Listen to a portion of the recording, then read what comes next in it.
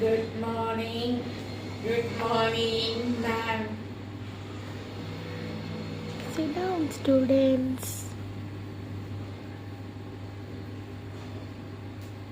Thank you, ma'am. ஏன்டி இவ்வளோ குண்டா இருக்க? கொஞ்சம் கூட உனக்கு அசிங்கமா இல்லை? நான் அசிங்கமா இருக்க இல்லை, உனக்கு என்னடி வந்துச்சு?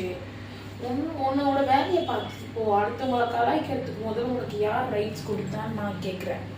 முதல்ல ஒருத்தர் கலாய்க்கிறதுக்கு முன்னாடி முதல்ல நம்ம கரெக்டாக இருக்குமா, நம்ம ரொம்ப நல்லவங்களா இருக்குமா, முதல்ல நம்மக்கிட்டேயே எந்த ஒரு தவறும் இல்லாமல் இருக்குதான்னு பார்க்கலாம். உன்கிட்ட எவ்வளோ தவறு இருக்கு, அடுத்தவங்களை போய் நோண்டிகிட்டே இருக்க. நீ எல்லாம் என்னை கலாய்க்காத, சரியா? ஏன் அப்படி சொல்கிறேன்னு வச்சுக்கோ. ஏன் நான் கலாய்க்கல, சொல்கிறேன். எப்பவுமே அடுத்தவங்களை கலாய்க்கும் போது அவங்களுக்கு அந்த பெயின் எப்படி இருக்குன்னு உனக்கு தெரியுமா? நீ அனுபவப்பட்டிருக்கியா? நான் சீரியஸாக சொல்கிறேன். நான் இப்போ காலேஜ் படிச்சுட்டு தான் இருக்கேன். இப்போ நான் என் காலேஜ் ஃப்ரெண்டு தான், நான் இல்லைன்னு சொல்கிறேன். ஆனால் என் ஸ்கூல் டைமில் நான் எவ்வளோ கஷ்டம் அந்த இடத்துல கஷ்டப்பட்டு வாங்கன்னு எனக்கு தெரியும். காலேஜுக்கு வந்த பிறகு கூட நிம்மதியாக இருக்க விட மாட்டேங்கிறீங்க. இதுக்கும் நான் கேர்ள்ஸ் காலேஜ் தான் படிக்கிறேன். அங்கே சரி பாய்ஸும் கேர்ள்ஸும் சேர்ந்தா அப்படின்னு சொல்கிறாங்கன்னு பார்த்தா கேர்ள்ஸ் காலேஜுக்கு வந்து கூடமா கேர்ள்ஸ் நோண்டிட்டு இருப்பீங்க. உங்கள் அம்மா அப்பா உங்களுக்கு கொஞ்சம் கூட ஒரு பொண்ணுக்கு எப்படி மரியாதை கொடுக்கணும்னு சொல்லி கொடுக்குறேன். உங்கள் அம்மா அப்பாவை தப்பாக சொல்லலை. உங்கள் அம்மா அப்பா வளர்த்த விதம் கரெக்டாக. ஆனால் நீ யார்கிட்ட இருந்தோ தப்பாக கற்றுக்கிட்டு வரீங்க. யாருனாலும் எனக்கு சீரியஸாக புரியல. ஸோ ப்ளீஸ் ஒருத்தவங்களுக்கு ரெஸ்பெக்ட் கொடுக்கறது ஃபர்ஸ்ட் ஆஃப் ஆல் கற்றுக்கோங்க. வாயை மூடிக்கிட்டு நீ ஃபர்ஸ்ட் போ இங்கேருந்து. நான் வாயை மூடிட்டு போகிறேன். நீ முதல்ல இங்கேருந்து கிளம்புறியா? முதல்ல இங்கேருந்து போ. எனக்கு எரிச்சலாக இருக்குது. இங்கேருந்து கிளம்பி போயிடுது தயவுசெய்து. அப்புறம் நான் ஏதாவது கோவத்தில் ஏதாவது சொல்லிட போகிறேன்.